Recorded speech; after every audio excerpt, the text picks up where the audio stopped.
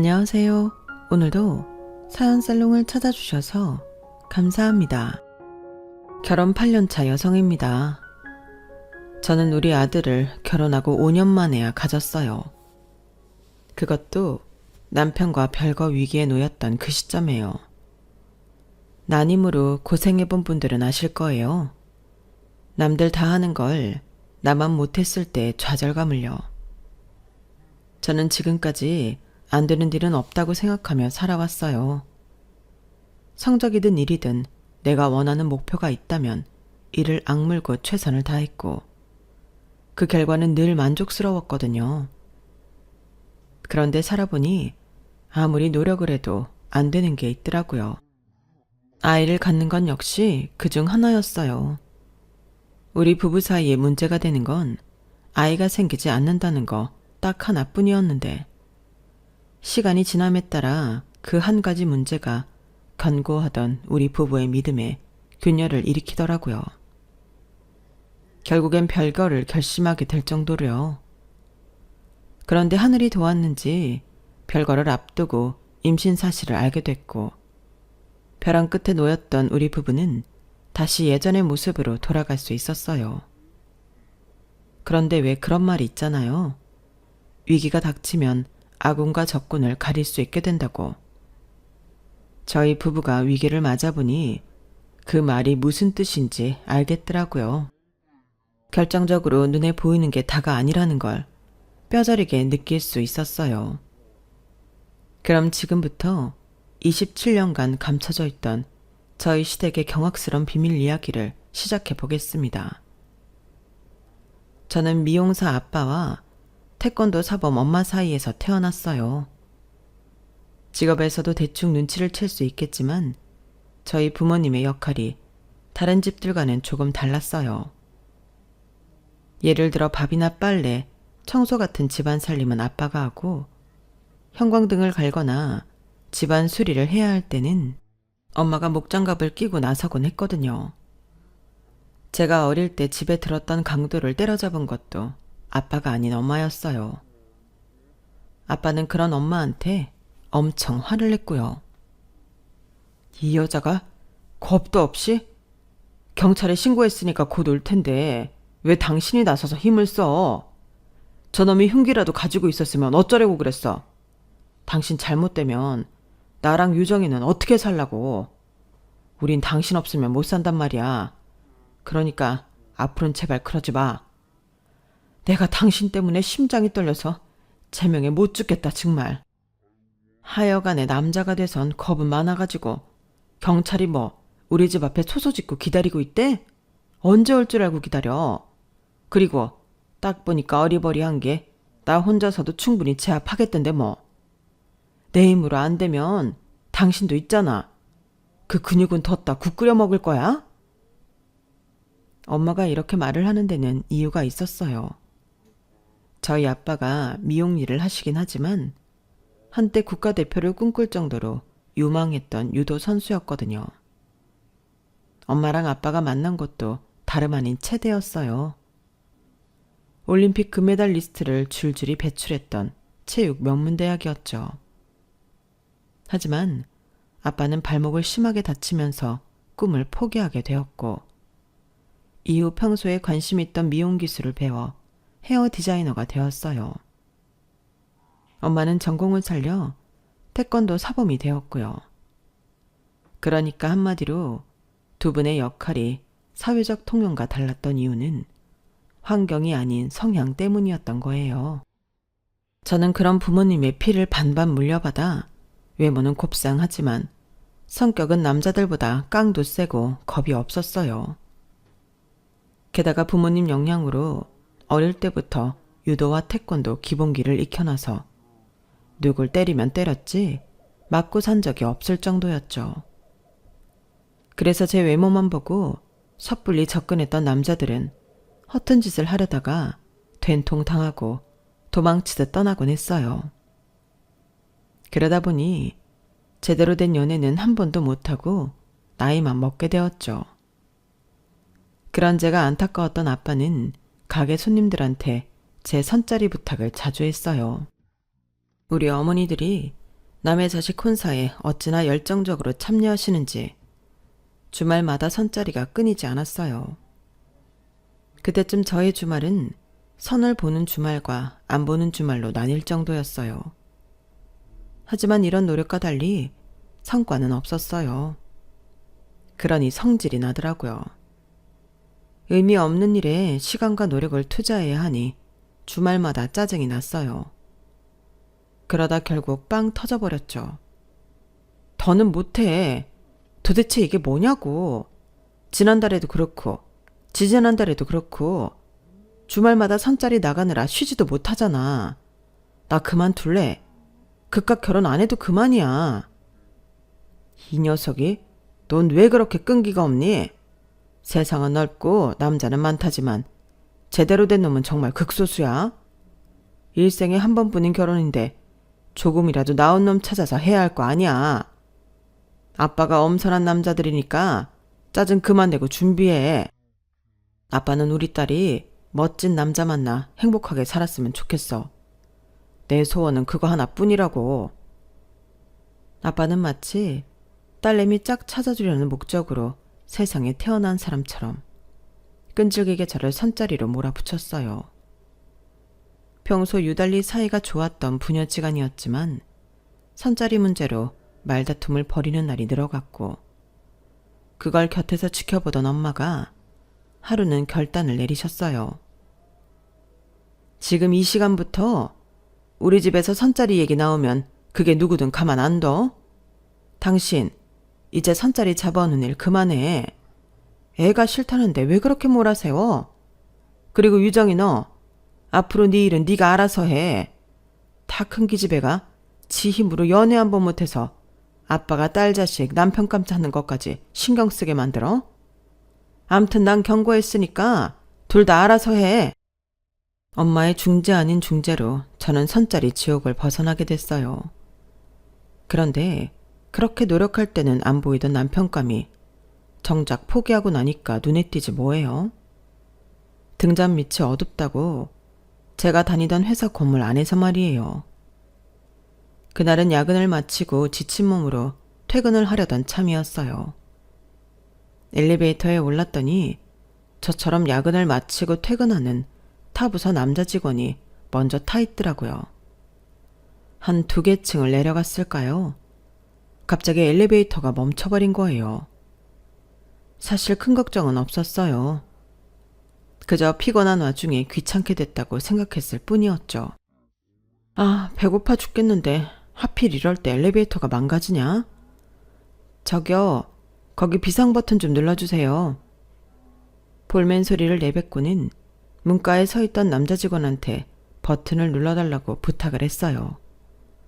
그런데 글쎄 이 남자가 꼼짝을 안 하지 뭐예요. 저기요, 내 말 안 들려요? 비상 벨 좀 눌러달라고요. 안 그래도 공복이라 짜증이 나는데 이번에도 남자는 못 들은 척 가만히 있는 거 있죠. 안 그래도 공복에 예민한데 상대가 반응이 없으니까 더 짜증이 났어요.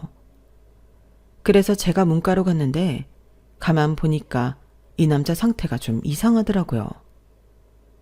동공이 풀린 채로 얼굴이 사색이 돼서는 손까지 바들바들 떨더라고요. 호흡도 불안정하고요. 일단 비상벨을 누르고 경비실에 상황을 전했어요. 그리고는 남자를 안정시켰죠. 자리에 앉혀놓고 심호흡을 하게 했어요. 그 와중에 남자는 제 손을 꼭 잡고는 마치 어린아이처럼 겁먹은 얼굴로 제게 의지하더라고요. 다 큰 성인 남자가 고작 이런 일로 이럴 일인가 하는 생각도 들었지만 한편으로는 많이 안쓰럽더라고요. 혹시 트라우마 같은 게 있나 걱정이 됐거든요. 아니나 다를까 얘기를 들어보니 폐소공포증이 있더라고요. 엘리베이터에서 빠져나오기까지 걸린 시간은 고작 1시간 남짓이었지만 워낙 신경을 써서 그런지 못해도 3시간 이상은 지난 기분이었어요. 그리고 며칠 뒤 함께 엘리베이터에 갇혔던 남자가 저희 부서로 찾아왔어요. 그날은 경황이 없어서 제대로 감사 인사도 못했다며 선물을 사왔더라고요. 그런데 그게 가격대가 좀 있는 거라서 감사 선물로 받기에 부담이 됐어요. 그래서 제가 식사 대접을 하기로 했죠. 엘리베이터 안에서 사색이 된 얼굴을 보다가 멀쩡한 모습을 보니 꽤 잘생겼더라고요. 목소리도 좋고 매너도 좋고요. 그런데 그쪽도 제가 꽤 마음에 들었던 모양이에요. 그날 함께 식사를 한 이후에도 남자는 자주 연락을 해왔고 주말에 종종 데이트를 했어요. 딱히 누가 먼저 사귀자고 한 건 아니었지만 서로 마음이 있다는 건 알 수 있었어요. 소위 말하는 썸을 타면서 반년 넘게 만남을 이어온 우리는 결정을 내려야 하는 상황에 이르렀어요. 상대 남자가 해외 파견을 나가게 됐거든요. 적어도 1, 2년은 못 보게 되는 상황이라서 장거리 연애를 시작하든 미묘한 관계를 정리하든 둘 중 하나를 택해야 했어요. 그리고 우리의 선택은 장거리 연애였어요. 만나온 시간보다 떨어져 지내는 시간이 더 길었지만 그래서인지 더 애틋함이 강해지더라고요. 그렇게 1년 8개월의 파견 근무를 마친 뒤 우리는 결혼을 하기로 했어요. 눈에서 멀어지면 마음에서도 멀어진다지만 우리는 오히려 그 반대 상황이었던지라 이런 사람이라면 평생을 함께 살아도 좋겠다는 생각이 들었거든요. 아빠는 예비 사익감을 만나는 자리에서 마치 회사 심층 면접을 보는 것처럼 취조에 가까운 질문을 하셨어요. 평소 제게 아빠 외에 세상의 모든 남자는 늑대라고 하시더니 엄청 꼬장꼬장하게 구시더라고요. 반면에 엄마는 제가 좋다고 하는 남자니까 믿는다고 하셨어요. 아빠의 곤조가 조금 있긴 했지만 그래도 저희 부모님께서는 제 남편을 반기는 분위기였어요. 그런데 예비 시댁을 찾아간 저는 그와는 다른 대접을 받았지 뭐예요. 예비 시어머니는 사근사근하시고 저를 따뜻하게 맞아주셨지만 예비 시아버지께서는 뭐가 그리 마음에 안 드시는지 시종일관 인상을 쓰시곤 못마땅한 표정을 지으시더라고요. 그렇다고 딱히 결혼을 반대하시지도 않으면서 말이죠. 아버님의 그런 태도는 상견례까지 이어졌어요. 딸 자식 가진 게 죄 지은 것도 아닌데 상견례장에서 식사를 하는 내내 저희 부모님을 불편하게 만드시더라고요. 결국 상견례를 마치고 집으로 돌아오는 차 안에서 저희 아빠의 불만이 터져 나왔어요. 아니, 우리가 뭐 자기한테 돈껏 쓰고 안 갚은 거 있어? 아니면 뭐 아들 가진 유세라도 떨겠다는 거야? 뭐야? 우거지성은 해가지고 뭐가 그리 못마땅한지 사람 앞에 대고 혀를 차고 말이야. 밥 먹는 내내 어찌나 사람 불편하게 하는지 내가 먹은 게 다 체한 것 같다니까. 누가 보면 아주 대단한 집안에서 선심 쓰듯 결혼시켜주는 줄 알겠어. 내가 진짜 사부인 아니었으면 당장이라도 상 업고 나오려고 했다고. 유정아, 꼭 이런 집에 시집을 가야겠어? 지금이라도 다시 생각해보면 어떨까? 아빠가 가슴이 너무 아파서 그래. 그걸 말이라고 해요. 결혼식을 코앞에 두고 그게 말이 되는 소리냐고요. 시아버지 인상이 좀 그렇긴 하지만 그래도 딱히 유정이를 못마땅해 하는 것 같지는 않았어요. 그리고 윤서방 보면 부모 자리가 그렇게 막대 먹은 것 같지도 않고요. 유정아, 너도 직장생활 해봐서 알겠지만 세상 사람이 모두 네 편은 아니야. 내 사람으로 만들고 못 만들고는 너한테 달려있는 거니까 살면서 네가 많이 노력해. 그럼 네 시아버지도 달라지시겠지. 말은 그렇게 했지만 엄마라고 왜 제 걱정이 안 됐겠어요. 딸 자식이 원하는 결혼이니 당신 불편하고 속상한 건 접어두고 제 생각만 하시며 참으신 거겠죠. 하지만 엄마의 이런 노력에도 불구하고 아버님은 얼마 뒤 혼수 문제로 또 한 번 저희 가족을 속상하게 만들었어요. 네? 소형차를 한 대 뽑아달라고요? 정현 씨 차 바꾼 지 얼마 안 됐는데요. 누가 정연이 탈차 해오라니? 그럼 누가 탈차인가요? 혹시 아버님 차 바꾸고 싶으신 거예요? 내가 나이가 몇인데 소형차를 타겠니? 넌 좀 생각을 하고 말하는 버릇을 길러라. 네 시어머니 주려고 그런다. 나이도 있는데 경차 끌고 다니는 게 영 마음에 걸려서 그래. 왜? 싫으냐? 못 태우겠어? 내가 내 입으로 이런 말 하긴 좀 그렇지만 우리는 니들 결혼하는데 아파트 전세 보증금으로 3억 5천이나 보태주지 않았니? 소형차라고 해봐야 고장 몇 천밖에 안 하는데 누가 더 이기냐? 바보가 아닌 이상 그 정도 덧셈 뺄셈은 할 줄 알겠지? 원하는 차종이랑 옵션은 차후에 정연이 통해 알려주마. 살다 혼수로 시어머니 탈 승용차 해오라는 건 또 처음 듣는 일이었어요. 그건 저희 부모님도 마찬가지였죠. 아니 이게 무슨 개풀 뜯어먹는 소리야? 애들 결혼하는데 왜 자기 마누라 차를 뽑아오래? 이 양반이 진짜 처음부터 마음에 안 들더라니 끝까지 진상짓이네. 그래서 넌 그걸 해가겠다는 거야? 나도 몰라. 전세 보증금 얘기 꺼내시면서 손이익 따지시는데 그럼 어떡해? 그럼 차라리 차값만큼 전세 보증금 내겠다고 해. 전세 보증금이야 나중에라도 니들 돈이 되는 거지만 차는 아니잖아. 그러자 엄마가 한마디 거들었어요. 치사하게 뭘 그렇게까지 해? 그냥 안 받고 안 하겠다 그래. 애초에 니들 살 집은 니들 손으로 했으면 이런 일도 없잖아. 굳이 아파트에서 시작할 생각 말고 니들 형편 따라 빌라든 뭐든 구해서 가면 되는 거야. 윤서방한테도 그렇게 말해. 부모님한테 손 벌리지 말고 니들 힘으로 시작하자고. 하는 수 없이 엄마 말대로 얘랑한테 말을 전했더니 자기가 아버님을 설득해 보겠다고 그러더라고요. 사실 그때 얘랑을 말렸어야 했는데 번듯한 아파트에서 신혼생활을 시작하고 싶었던 욕심에 딱히 말리지는 않았어요. 그리곤 곧 그 일을 후회하게 되었죠. 아버님이 저희 아빠 헤어숍까지 찾아오셨거든요. 내 아들은 말이죠. 내 자식이라서 하는 말이 아니라 이날 이때까지 부모 말에 토달아본 적 없는 효자 중에 효자입니다. 그런 녀석이 지 와이프 될 사람 편에 서서 부모한테 맞서는 걸 보니까 내가 아주 속이 무너집디다. 이게 다 누구 탓이겠습니까? 아니 그 말씀은 제 딸이 화근이다 이겁니까? 말이 났으니 말인데 우리 유정이도 둘째가라면 서러울 만큼 효녀입니다. 그뿐인 줄 아세요?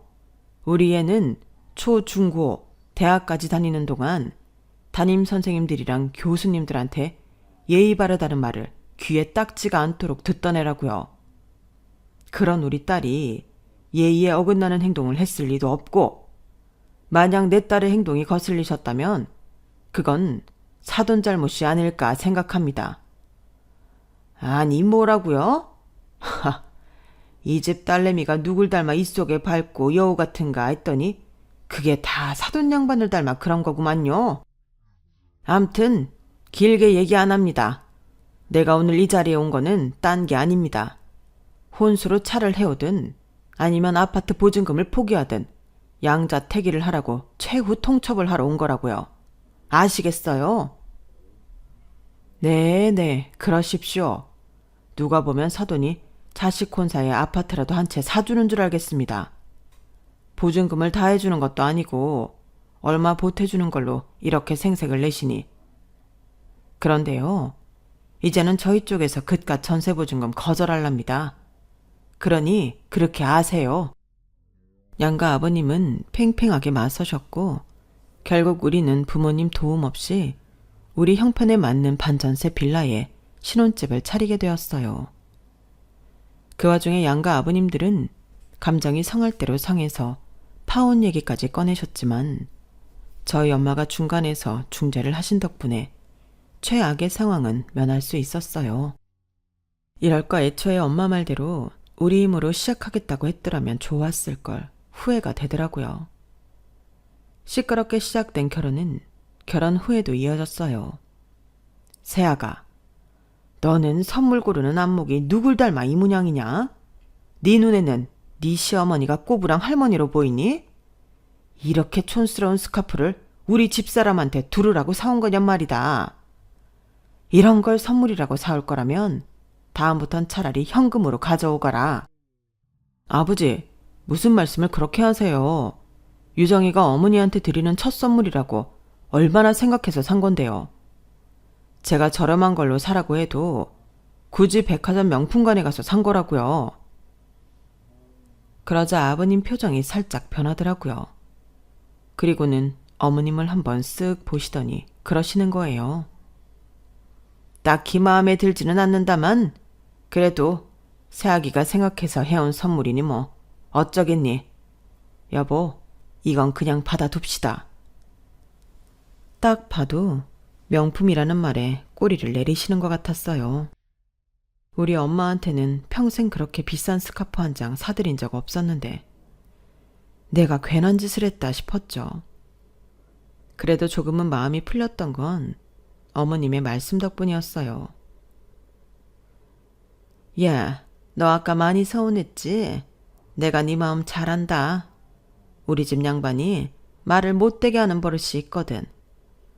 나도 이 나이 때까지 살면서 마음 다친 적이 한두 번이 아니다. 그래도 네 마음은 내가 잘 아니까 너무 서운하게 생각하지는 말아다오. 백화점 물건이면 어떻고 시장 물건이면 어떠니? 시어머니 생각해서 며칠을 고민해서 네 마음이 중요하지.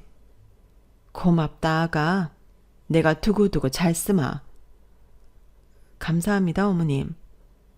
저는 아버님과 달리 늘 제 입장에서 생각해 주시고 혹여 마음 다치지 않을까 마음 써주시는 어머님 덕분에 그나마 시댁에서 주눅들지 않고 지낼 수 있었어요. 신기한 게 시댁 식구들 성격을 보면 아주버님과 아버님은 샴 쌍둥이처럼 비슷하고 어머님과 시누이는 자매처럼 성격이 닮았더라고요. 제 남편은 두 성격의 중간쯤에 있었고요. 아주버님도 말을 툭툭 내뱉는 게 아버님이랑 상당히 닮았지만 그래도 속은 따뜻한 사람이었어요. 아주버님이 아직 미혼이라서 명절 음식 준비며 잡다한 며느리 노릇을 제가 도맡아 하는 걸 보시고는 미안했는지 몰래 백화점 상품권도 주시고 어디서 얻었다며 화장품 세트도 주시곤 하더라고요. 시누이는 제가 설거지라도 할라 치면 달려와서 일을 거들고 다른 집 시누이들처럼 여우짓도 하지 않았어요. 정말이지 아버님 한 사람만 빼면 더 이상 바랄 게 없는 시댁이라는 생각이 들었죠. 그렇게 1년 2년 시간이 지남에 따라 시댁 식구들과도 많이 가까워졌고 괴팍한 아버님 성격도 나름 익숙해져 갔어요. 하지만 딱 한 가지 문제가 해결되지 않았죠. 바로 아이였어요. 우리 부부 중 누구에게도 문제가 없었는데 이상하게 애가 안 생기지 뭐예요. 결혼하고 한 3년까지는 그래도 조금은 마음의 여유가 있었는데 4년 차에 들어서니 조바심이 나더라고요. 그 사이 시누이가 결혼해서 속도 위반으로 아들을 낳는 걸 보고는 더 속이 탔어요.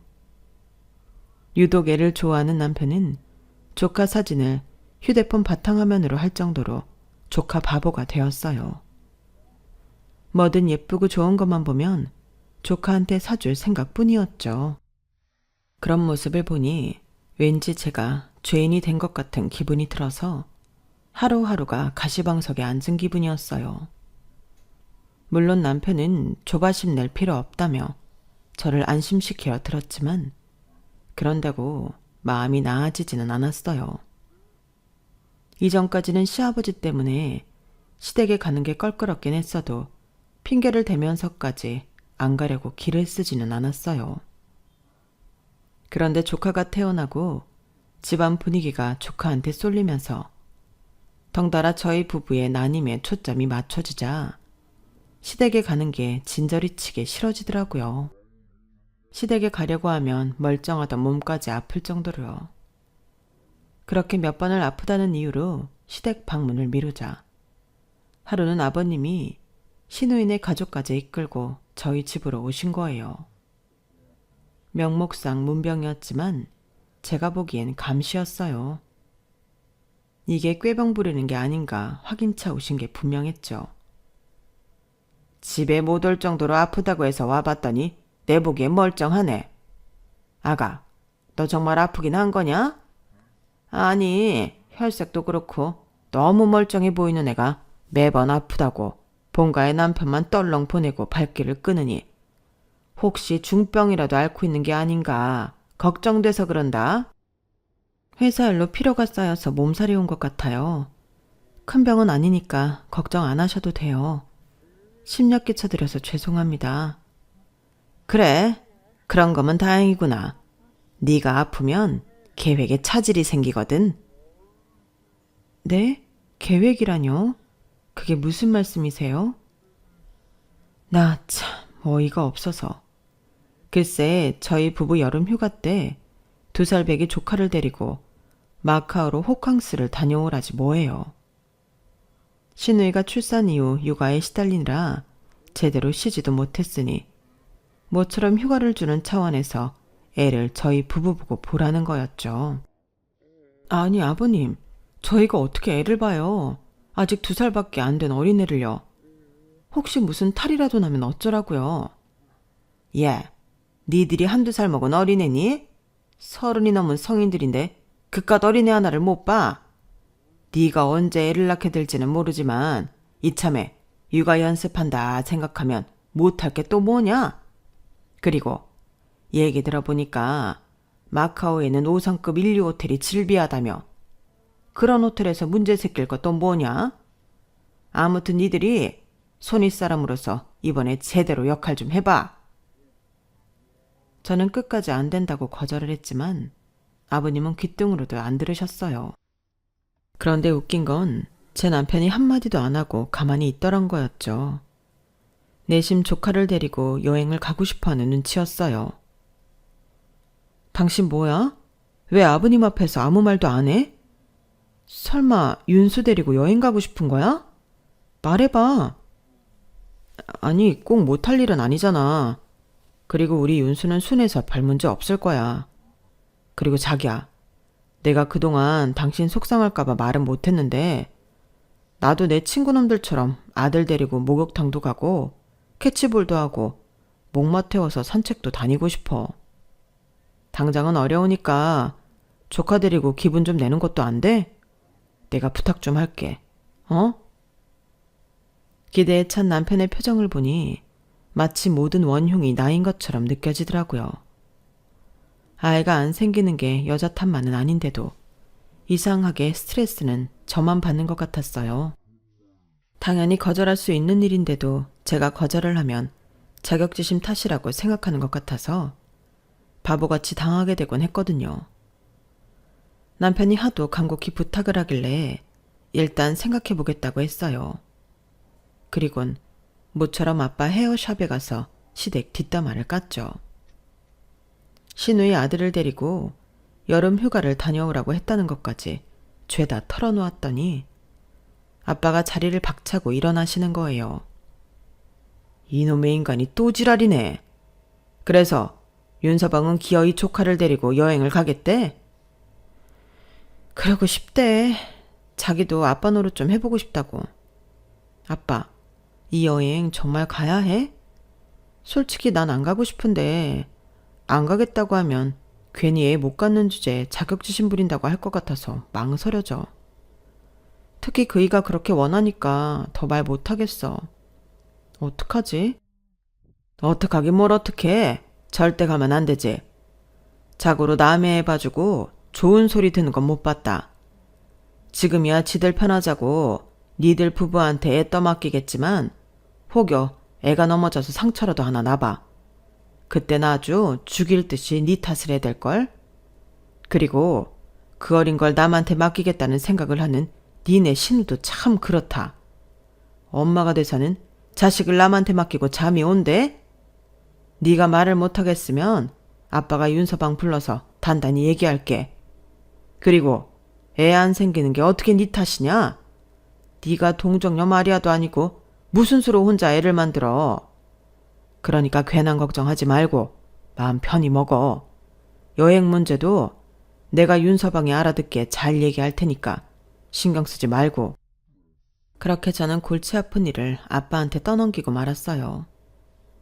다시 그때로 돌아간다면 절대로 그러지 않았을 테지만요. 며칠 뒤 아빠의 호출을 받고 나갔던 남편은 술이 잔뜩 취해서 집에 돌아왔어요. 평소 아무리 술에 취해도 실수는 안 하는 남편이었지만 그날은 좀 다르더라고요.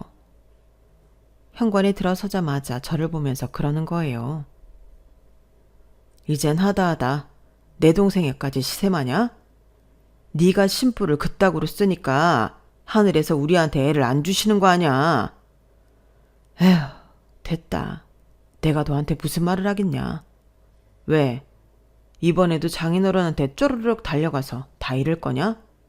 일러라 일러. 너만 아빠 있냐? 나도 아빠 있고 엄마도 있다고. 그리고는 저를 밀치고는 방으로 들어가 버렸어요. 도대체 아빠가 뭐라고 하셨길래 저 사람이 저러나 싶기도 했지만 일단은 남편이 했던 말에 더 신경이 쓰였어요. 평소에 나를 그런 식으로 보고 있었나 싶은 게 괜히 서운하고 밉더라고요. 다음날 아빠한테 전화해 어제 내 남편한테 뭐라고 했냐 물었지만 아빠는 별말 안 했다며 술 잘 마시고 좋게 헤어졌다고 하시는 거예요. 되려 무슨 일 있었냐고 되물으시더라고요. 남편 역시 지난밤 일은 기억이 안 나는지 평소와 똑같이 행동하더라고요. 그런데 그게 더 문제였어요. 내 남편이 내 앞에서 감추고 있던 속마음을 읽어버린 기분이 들었으니까요. 결국 조카를 데리고 여행을 떠나는 일은 없던 일이 됐어요. 남편이 시댁에 얘기를 잘해준 덕분이었죠. 그렇게 조카 문제는 잘 해결됐나 했는데 다음 달 카드 내역서를 보고는 그게 아니구나 싶더라고요. 글쎄, 남편 카드로 항공권과 제주도 고급 호텔 숙박권이 결제됐더라고요. 신우이랑 어머님을 고급 호텔 팩으로 제주도 여행을 보내준 거였어요. 좋게 얘기 잘했다더니 돈으로 입마금을 했던 거였죠. 자그마치 380만 원을 들여서 말이죠. 그래 놓고는 어차피 우리 부부가 마카오로 조카를 데리고 여행을 갔어도 그 정도는 썼을 거라며 대수롭지 않게 말했어요. 순간 가슴이 짜릿하더라고요. 내가 이 남자랑 평생 살 수 있을까 하는 의구심도 들었고요. 그때부터 마음속으로는 이혼을 고려한 별거를 생각했던 것 같아요. 몇 번 조카 문제로 말다툼을 벌인 우리 부부는 결국 별거를 하기로 합의를 했어요. 그런데 제가 친정으로 가려고 짐을 정리하던 중에 임신 사실을 알게 되었지 뭐예요. 지난 5년간 그렇게 간절히 바라던 아이였기에 남편과 사이가 소원해진 건 아무 문제도 아니었어요. 그건 남편도 마찬가지였죠. 제게서 임신 사실을 전해 들은 남편은 저를 끌어안고 펑펑 울더라고요. 그렇게 우리 부부의 결혼 생활은 벼랑 끝에서 기사회생을 했고 이듬해 예쁜 딸을 낳았어요. 여기까지만 보면 그럭저럭 해피엔딩이라고 생각할 수 있겠지만 사람 사는 일이 어디 그렇게 좋게만 흘러가나요? 제 딸이 돌잔치를 하고 몇 달 지난 어느 날 저희 아버님이 쓰러지셨다는 연락을 받았어요. 안방에 쓰러져 계신 게 발견이 늦어서 의식불명 상태에 빠지신 거죠. 결혼 얘기가 나오던 순간부터 제가 임신하기 전까지 제게는 누구보다 가혹하기만 했던 아버님이셨지만 제가 임신을 한 이후에는 180도 돌변해선 제 말이라면 뭐든 다 들어주셨었는데 갑자기 이런 병고를 당하니 마음이 이상하더라고요. 이제 좀 아버님과 가까워질 수 있나 했는데 정들자 이별이라고 이렇게 될 줄은 몰랐으니까요. 그런데 아버님의 갑작스런 비보보다 더 놀라운 일이 생긴 거예요. 아버님이 의식불명 상태가 되자 시어머니가 갑자기 돌변한 거였죠. 그동안 까칠한 아버님과 달리 제게 누구보다 따뜻하셨던 어머님이 완전 다른 사람이 돼서는 제게 아버님 병수발을 떠넘기신 거예요. 며느리도 자식인데 시아버지 병수발 좀 하는 게 뭐 그리 대수겠니? 난 말이다. 지난 34년간 성질 더러운 남편 뒷바라지 하느라 내 청춘 다 버리고 살았다. 이제라도 내 인생 찾아갈 거야. 그러니 네 시아버지는 네가 좀 맡아서 케어해. 그리고 너 육아한다고 직장도 그만뒀잖니? 집에서 애 데리고 노는 거 병원 와서 놀아.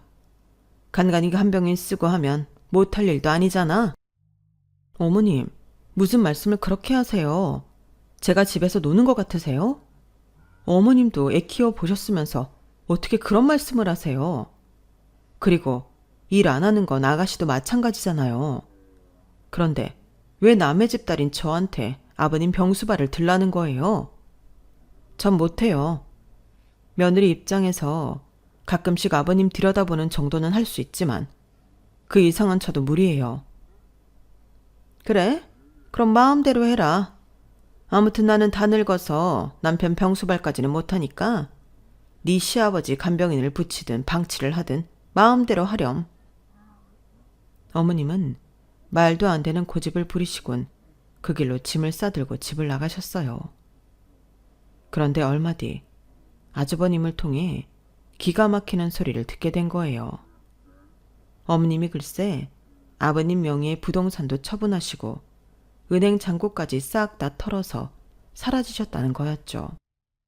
그 일로 온 집안은 난리도 아니었어요.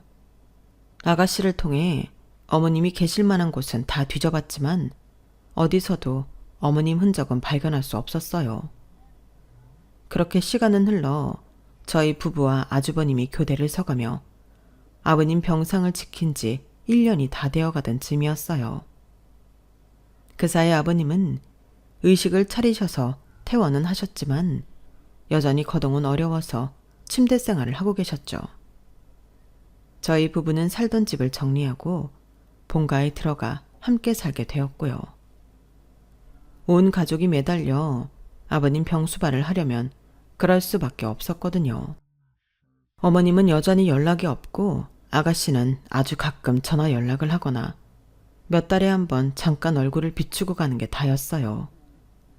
집안 살림에 애까지 키우고 사니 그 점은 이해해 줄 수밖에 없었죠. 그러던 어느 날이었어요. 주말이라 온 가족이 집에 있었는데 점심시간이 조금 지나 손님이 찾아온 거예요. 40대 후반에서 50대 초반 정도로 보이는 남자였어요. 그 손님은 잔뜩 굳은 표정으로 저희 어머님을 찾더라고요. 그래서 누구시냐고 물었더니 명함을 한 장 내밀더라고요. 명함에는 식품 관련 업체 전무라고 적혀 있었어요. 이런 사람이 왜 우리 어머님을 찾을까 의아하던 그때 남자가 한숨 섞인 목소리로 말을 이어갔어요. 저희 아버님이 지난달에 자꾸 하셨는데 이명순 씨께서 혼외자를 앞세워 유산분배를 요구하셨습니다. 본인의 딸인 윤아영 씨가 저희 아버지 딸이라면서요. 솔직히 저희 쪽에서는 받아들이기 힘든 상황이라서 이렇게 찾아왔습니다. 이명순 씨는 지금 어디 계십니까? 윤아영이라면 제 시누이 이름이었어요. 그러니까 시누이가 우리 아버님 자식이 아니라 어머님이 외도로 낳은 딸이란 얘긴데 너무 느닷없어서 그 자리에 앉아있던 저희 부부와 아주버님은 눈만 꿈뻑이고 있었죠. 일단 남자분께 저희 집 사정을 말씀드리고 어머님은 1년 전 집을 나가신 이후 연락이 없다고 솔직히 얘기했어요. 남자는 혹시라도 어머님을 만나게 되거든 연락을 해달라며 돌아갔어요. 손님이 가고 난 뒤 저희 가족은 패닉 상태에 빠지고 말았어요. 그래서 일단 아가씨한테 전화해 어머님을 찾아온 손님 얘기를 했어요. 물론 아가씨 친부 얘기는 뺀 채로요. 그랬더니 30분도 안 돼서 어머님과 아가씨가 집으로 왔더라고요. 니들 다음에 또 그 인간이 집으로 찾아오거든 절대 문 열어주지 마라. 그 사람이 하는 말도 다 거짓말이니까 듣지도 말고. 어머님은 1년 만에 집에 돌아오셔 놓고는 아버님 걱정이나 가족들 걱정은 아는 채 낮에 온 손님에 대한 얘기만 떠들어댔어요. 그러자 아주버님이 싸늘한 표정으로 그러는 거예요. 거짓말이요? 누가요? 그 사람이요? 아니면 어머니가요? 저 기억나요. 저 어릴 때 어머니가 더는 아버지랑 못 산다고 집 나가신 적 있잖아요. 이번처럼 1년 넘게 집 나가셨다가 아영이 안고 들어오셨잖아요. 제 동생이라면서. 저도 아버지도 그런 줄 알았어요. 어머니를 믿었으니까. 근데 아니더라고요. 아영이는 우리 집에서 낳을 수 없는 혈액형이니까요. 아영이가 중학생 때 방황했던 것도 출생의 비밀을 알아버려서 그랬던 거 맞죠? 외가 쪽 먼 친척이라고 집에 아버지 안 계실 때 가끔 찾아왔던 그 남자가 아영이 친부 맞죠? 말해보세요. 그래, 다 맞다. 그래서 뭐? 이제 와서 따지면 뭐가 달라지는데? 자식인 네가 엄마인 나한테 뭘 어쩔 거냐고? 아, 그러고 보니 네 아버지한테 내 외도 사실 까발린 게 너였구나. 그래서 그날 저 인간이 날 죽이겠다고 난리를 쳤던 거구나. 난 또 아까 그 인간이 그런 건 줄 알았더니 자식이라는 게 지 어미 발목을 잡을 줄 누가 알았겠어. 어머니, 그러시는 거 아니에요.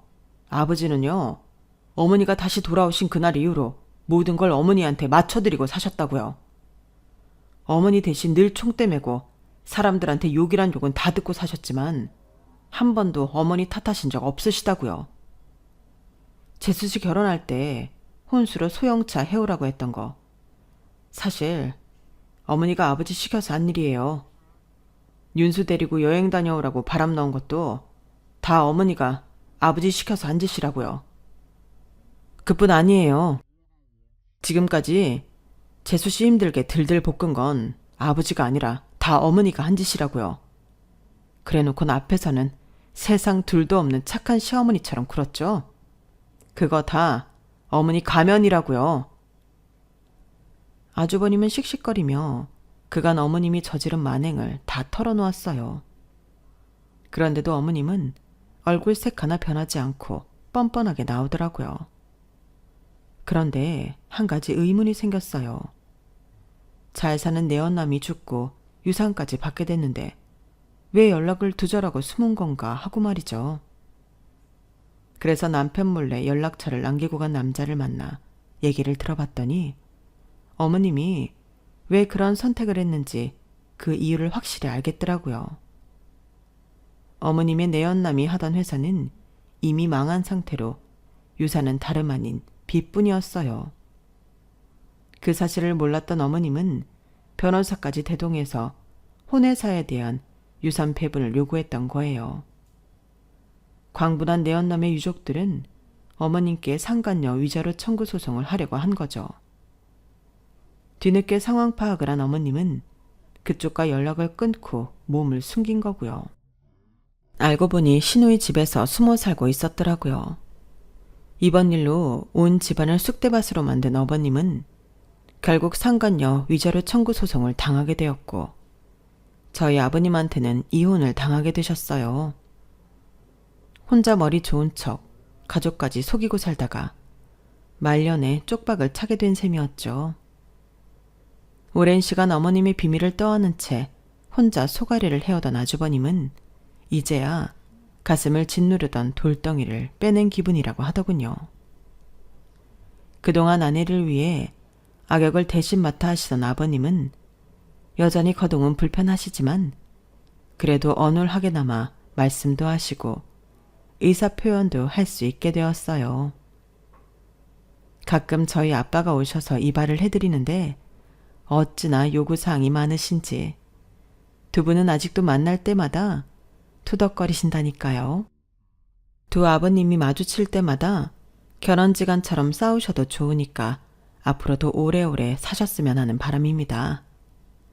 지금까지 제 사연을 들어주셔서 감사합니다. 소중한 가족들과 오래오래 행복하시길 바랍니다.